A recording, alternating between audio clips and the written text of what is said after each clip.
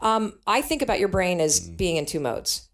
Two modes to your brain that you need to know about. There's autopilot. We've all experienced that. You know, you drive to work and get there and you're like, oh, who drove the car? Oh my God. Like, I don't even remember driving the car here. Yeah. Well, you did, Lewis. You drove the car. But the thing is that you were in the mode of your brain that's called autopilot. Well, what is autopilot? Autopilot is the interior part of your brain. You'll hear neuroscientists and psychologists talk about the basal ganglia. Very important thing to understand is that there's a part of your brain that its entire job is basically to execute your habits. Habits, big fancy word, means something very simple. Behaviors that you repeat without even thinking about it. When you pull your pants on in the morning, I guarantee you either put your left or your right leg in first. And you have to stop and think about which one it is, don't you? But not when you're putting your pants on. Right, exactly. Because that behavior is what researchers call a habit loop. Mm-hmm. It gets encoded as a closed loop system right here. Now, the problem for most of us is that half of the day we're on autopilot. And that's not me making a guess. That's what researchers that study habits and study psychology say. That half of your day, you're basically kind of checked out and you're on autopilot. And when you're checked out and you're on autopilot, any behavior pattern that you repeat can take over. And guess what are behavior patterns that we repeat? Thinking patterns. So self-doubt, worry, procrastination, overthinking, analysis paralysis, fear. Those are all thinking patterns that are habits. One of the most important things that I want people to understand is that you're actually not a worrier. You have a habit of worrying. Big difference. Mm-hmm. You're not a procrastinator. You have a habit of procrastinating. Big difference. And when you understand that any behavior pattern, whether it is a thinking pattern like you doubt yourself all the time, or you get trapped upstairs noodling everything and you can never get started, or whether it's a behavior pattern like you drink too much, or you snap at your kids, or you micromanage your team. Every one of those behavior patterns and thinking patterns can actually be interrupted and replaced using science. Now, let's talk about the second part of the brain. Drive. That's this puppy right here. This is what you want. This is your prefrontal cortex. Drive is the mode where you're in charge of your thoughts, okay? It's where you are fully awake, you are present, and you are driving your thoughts and actions. When you're doing that, your prefrontal cortex is active. The prefrontal cortex is the part of the brain that you need in order to learn new behavior, in order to do something difficult, in order to do something uncertain, in order to do strategic thinking. So I'm going to give you an example. So I'm a righty. If I were to try to write with my left hand, Lewis is going to torture me and tie my hand behind my back and make me do this, I could do it. It would look like I was writing with my foot. And if Lewis came up to me and said, hey, Mel, you want some bulletproof coffee? I'd be like, Lewis, I'm trying to concentrate. I can't do this. My prefrontal cortex would be el fuego because it is firing on all cylinders to communicate to my hand new behavior. So the thing that's cool about that is that you can use a simple trick. The moment you feel yourself hesitate, the moment you've got one of those moments where you know that you need to, this is that moment that Lewis talks to you about where you got to step outside of your comfort zone and you've got to lean into your passion and you've got to really take some risks and you got to feel the fear and you got to do it anyway. That's the moment where you just woke up and now you got a decision to make. Are you going to drift back into the habits or are you going to awaken your prefrontal cortex and drive forward and focus and do something new? And so the work that I've been doing and speaking about is all about the 5-second rule, which is a trick that I invented by mistake that helps you manually switch, no joke, your brain. It turns off and interrupts the part of the brain that is where all your habits and your behavior patterns are encoded, and it awakens your prefrontal cortex, which in 5 seconds flat allows your brain to help you change. Went on this thing about how your patterns can be destructive and nobody teaches us, and that's absolutely right. And what I want everybody to get out of this conversation between us is that you cannot control how you feel.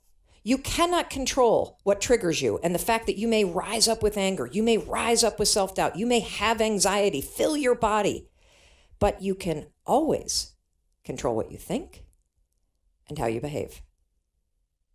And we spend way too much time trying to focus on manipulating how we feel about things and not enough time practicing the skills of controlling your behavior and your thoughts. Because if you can control your behavior and your thoughts, then the way you feel will be different. 100%. And a lot of us are sitting around waiting to feel ready, waiting to feel courageous, waiting to feel confident, waiting for the right time. And that's not ever coming. Ever. You're not going to change your life up here. You only change it through action. Talked about how motivation is garbage and somebody memed it and went crazy. And so the point that I was trying to make is that, yeah, motivation is great if you feel motivated, but it's garbage and it's a losing bet to wait to feel ready. Because your body's not designed that way and neither is your brain. And so I want everybody to understand that, first of all, you can't control the things that trigger you and the fact that you're going to feel afraid and you're going to feel doubt and you're going to feel uncertain. But you can always interrupt that feeling and take control in the moment and actually shift what you're thinking and shift how you behave. Yeah. And, the bigger the dream, the more fear you're going to have. Even if Totally. you feel like you've conquered the fear of something, in order to grow, you've got to take on some new challenge. And there's going to be uncertainty, there's going to be some stress, or there's going to be some worry, or there's going to be some ego checking, and there's going to be some identity crisis. Yeah. So there's always going to be this fear that could arise. Always. I mean, do you feel like once you've mastered this that you have no more fear? Me? Yeah. No, the fear still comes, but I have 100% control of what I think and do. Right. So one of the things that is important for me to put on the table is that a lot of times, people look at where you are now. And so they'll see me on television or they'll see that TED Talk, or maybe you'll be in an audience of 20,000 people in the American Airlines Center and I'm on stage and you're like, wow, that chick must have just been more than confident. I hate her. The fact is, that's not at all how I was. When I was 19, I started having crazy panic attacks. And they got so bad that I took medication, and medication was a godsend for me. I took Zoloft for 2 decades. When I had our first daughter, who is now 17 years old, the postpartum depression was so bad that they put me on Ativan, which turns you into a zombie, and I could not be left alone with her. So when it comes to self-doubt and to how we can torture ourselves with our thoughts, boy, have I lived that nightmare. And as I started to use the 5-second rule, which we're going to get into, and everything about my life changed, because when people first learn the rule, what you're going to start doing is you're going to start using the rule to push yourself to do things that are annoying. You're going to push yourself to get up on time. You're going to push yourself to work on your business plan. You're going to push yourself to make calls that are scary. You're going to push yourself to get to the gym. You're going to push yourself to speak up more at work. You're going to push yourself to put the booze down. Behavioral. And then you're going to start to actually use it to change the thinking patterns that are self-sabotaging. So I, 4 years ago, wondered, as I started to see myself go from facing bankruptcy to building 8-figure business.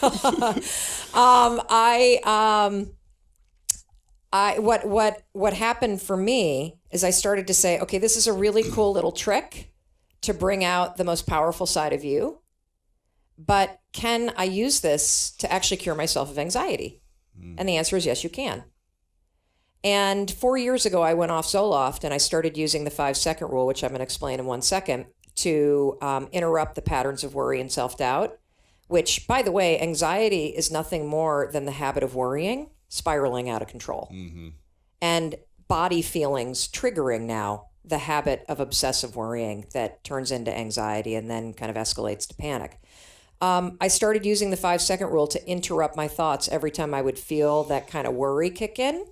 And because the prefrontal cortex is awakened when you use it, your mind is now ready to take on a totally different thought. It's a very different strategy than just trying to switch the channel on what you're thinking, because you're actually inserting the step that nobody talks about, which is switching the gears in your mind so that your mind can actually take and believe the thinking. Yeah. So we fought and he won. And the first one was a real home run. And he opened a pizza store. Oh, he did. Yeah. 40 seats right outside of Boston, Massachusetts. He and his best friend. And they won Best of Boston. It was incredible. What do you do when everything... They make money, though. They did on the first one. So what do you do when Let's do everything's another one. working? Woo, let's go all chips in. Let's put in a home equity line. Let's put in the kids' college savings. Let's get friends and family. And because you're so excited, you think it's going to work. So you go big, big, big. Well, the second one did not work at all. And it did not work at all so badly that when it was finally closed, it was close to an $800,000 loss. And it meant our entire home equity line, kids' college savings, everything went right down with it. That was right when I lost the Fox show. So I'm unemployed. The liens start hitting the house. The phone starts ringing all the time, and it's collections calls. So you unplug the phone. That would stress me out. Well, you just unplug the phone. Oh my I mean, that's how you gosh. deal with that. But I remember I remember two things from that period of my life that were really painful, and one was having to call the town and tell them that we could not afford the $175 for our sixth grader to play soccer, so we needed to pull her out. And I remember there being times, because I was so afraid to look at the checking account, that I would stand at the grocery store and items would scan, and I could just feel that wave of anxiety rising, thinking, I don't think the check card's going to go through. And so I would stand there. I always had an excuse, and it was to look at the person and go, oh, that's strange. It just worked at the gas station. Oh my gosh. Because what would have been more empowering is to probably say, oh, well, I guess I don't have the money for this. Let's take this, this, and this. And just kind of like the easiest thing to do is to tell the truth. But I was so filled with shame. Yeah. So I started to develop this habit of hitting the snooze button. Because what would happen is the alarm would go off in the morning. And the first thing I would think about is all the problems that we had. And how awfully things had gone off the tracks. And you didn't want to deal with them. No, and I also didn't know. I didn't think I could. And this goes back to the feelings. Like you think that you need to feel confident or courageous in order to get started. You don't. You actually just have to start, and that's the riddle of life. That lying in bed, hoping that you wake up some morning motivated to change, that's not the answer. You actually have to learn how to push yourself. You have to learn how to leverage the power of your decisions, and you've got to learn how to take action when you don't feel like it. Because every morning when I woke up, I did not feel confident. I felt like a loser. Yeah. I felt like the world's worst parent. I felt like I had failed at every single turn. I did not know if Chris and I could pull out of the spiral. I did not know if we were going to go bankrupt and lose the house and move from our community. I did not know if our marriage would survive. I knew I wanted it to. And see, this is the knowledge action gap. You can know what you want. You can know what you should be doing. But how do you make yourself do it when the feelings and the motivation isn't there? When all you got is fear? And so every night I would lie in bed and I would say to myself, all right, that's it, Mel. Tomorrow, it's the new you. Tomorrow, you're going to wake up and be motivated. You're going to get up. You're going to exercise like everybody says you should. You're going to meditate. You're going to get those kids on the bus. You're going to screw Fox. You're going to look for a job. You're going to cold call Cox Media, and you're going to do auditions. Come on, girl, let's go. You're going to take a cold shower. Woo! Here we go. And I meant it when I was saying it. Maybe it was the alcohol that was talking, but then I would wake up and I didn't feel any of those things. Mm-hmm. So I would hit the snooze. And I would hit the snooze. Now, why was I hitting the snooze when I knew it wasn't the right decision? I'm going to tell you why. And this is something that I was blown away by when I discovered it. You don't make decisions with your goals. You don't make decisions with your prefrontal cortex. You don't make decisions with logic. Do you know how we make decisions? I didn't invent this. A neuroscientist by the name of Damasio, who does his research in Brazil, who gave an incredible TED Talk and wrote about this forever and ever and ever. We make decisions with feelings. 95% of our decisions are made by how you feel in the moment. And that is the problem. You need to take control of the moment and leverage the power of your decisions and make them up here. Because when I was lying in bed, I wasn't saying to myself, I should get up because that's going to help me start my day right. I was saying, do I feel like getting up? No, you don't. No. Do you feel like making that cold call? No, you don't. Do you feel like doing that third set of reps? No, you don't. Do you feel like having that hard conversation? No, you don't. Do you feel like ending this relationship, whether it's in business or in your life, that is sucking you dry? No, you don't. We make decisions based on our feelings, and that is robbing you of joy and opportunity. And it is blinding you from the fact. So the 5-second rule, how you change your life is one 5-second decision at a time, one push at a time. And if you accept the fact that you may never feel ready, and you may never feel motivated, and you may never feel confident, you may never feel courageous, and that's okay, but you can still push yourself forward. What happens over time is, as you start to see yourself becoming the person that takes action, that you start to see yourself becoming the kind of person that speaks even though your voice is shaking. You're the kind of person that has a bias toward moving instead of a bias toward thinking. Guess what happens? You build the skill of confidence and courage.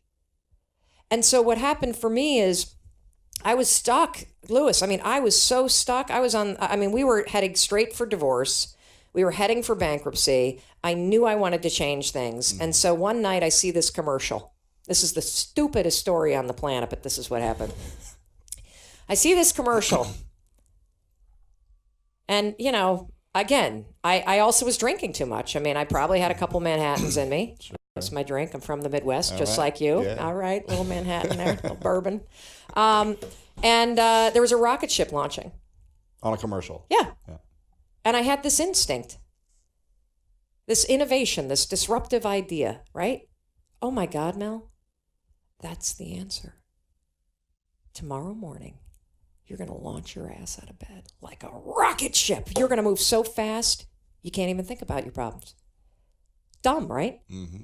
Totally dumb. See, he's like, this is the dumbest idea I've ever heard. I cannot believe I have this chick on my podcast. No, I understand it. You got to get moving first. Yes. That's the thing. You just got to wake up at 6 a.m. or whenever it is and go into the gym. And when you're in the gym, you're going to start moving the first weight. Yes. And then you'll start moving the second weight. Actually, people use the 5-second rule at the gym because you know how much time people waste at the gym standing around thinking about the next thing? Probably 70% of the time. 5, 4, 3, 2, 1. So the next morning the alarm goes off and nothing had changed in my life. I woke up to the lien on the house, the fighting with Chris, the unemployment, the lack of confidence, the lack of courage, the whole thing. But I did something I had never done before. I went 5, 4, 3, 2, 1, just like NASA. I actually counted. And then I stood up and I was like, what the hell just happened? Uh-huh. What? That is the dumbest thing I've ever heard. The next morning I used it again, it worked. The next morning I used it again, it worked. And then I started to notice something, and this is one of those things. So we have an 11-year-old son who has dyslexia, and when they finally diagnosed him, it was as if, of course, it was as if how could we have possibly missed this? Are we the worst parents in the world? I mean, the kid can barely write, he can't cut his food, he doesn't no wonder he doesn't do team sports. Mm-hmm. It was right under our nose, and what I'm about to tell you is right under everybody's nose. There's a 5-second window between the instincts, the shoulds, the urges, the inner wisdom, the things that can change your life if you listen to it. Got a 5-second window from the moment you feel that instinct to move. And if you don't, your brain is actually designed to kill it. 5 seconds is all you have. The second you hesitate, and you feel yourself hesitating, that is a moment of huge power, because what's happened is you've just started to pull back from something that you need to lean into. And if you count backwards 5, 4, 3, 2, 1, and this is the neuroscience behind why this stupid little trick works, counting is an action. Counting backwards requires focus. It's also not a habit for you yet. So when you feel yourself hesitate, you're triggering your mind that something's up. Like Lewis didn't hesitate when he pulled on his pants. He didn't hesitate when he's drinking his coffee. He didn't hesitate when he walked out the door to the gym, but now he's hesitating to make that call. Your mind now goes into a cognitive bias called the spotlight effect. It magnifies whatever it was that you hesitated doing. Mm-hmm. The moment. Yeah. Like all of a sudden you're like, hey, I don't feel like it. Like, I don't know. Maybe I'll do it later. Right. And your mind is doing it because your mind's trying to protect you. Hesitation signals a red flag to your mind that something's up. Just that small hesitation. It's a habit that we all have.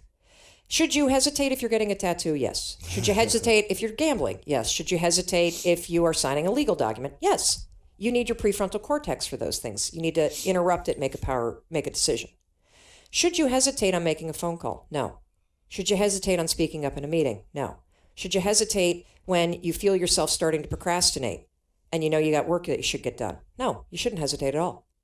Should you hesitate in saying the thing that you really feel in your heart? No, you shouldn't. Should you hesitate and edit yourself when you're talking? No, you shouldn't. But we've all trained ourselves to. So it's actually this habit of hesitating. You start catching yourself. It's a huge moment of power because you have a decision to make and you got to make it in the next 5 seconds. Are you going to go on autopilot and get trapped in your mind? Or are you going to 5, 4, 3, 2, 1 and awaken your prefrontal cortex and drive forward? So I started to use this rule as I noticed that every day, all day long, I had these moments of inner wisdom where I would know that I needed to pick up the phone and stop isolating myself. I would know that I needed to call a bunch of media companies and start auditioning for radio show hosting gigs. I knew that I should get out of bed on time. I knew I should stop myself before I snapped at Chris, right? Self-monitor. Yeah. I knew I should not let the frustration be the things that was driving me. And so I started to use the rule all day long. Whenever I felt this, I should do this, 5, 4, 3, 2, 1, and I would make myself do it. And slowly, 5 seconds at a time, my entire life started to change. And my husband used it in his business, and he and his business partner dove in. They went on to open 7 more restaurants. I went on to launch and sell 2 businesses and get recruited by CNN and join their team. I had a syndicated radio show that ended up winning the Gracie Award, which is kind of the female media, awards for the #1 talk show in the country. And I never intended to tell anybody about the 5-second rule. First of all, because it's stupid. Right. I mean, come on, count backwards. That's the dumbest thing That's I've stupid ever to heard. me, though. Anything that works for me. That's true. You know what I mean? I'll take any stupid thing. That's true.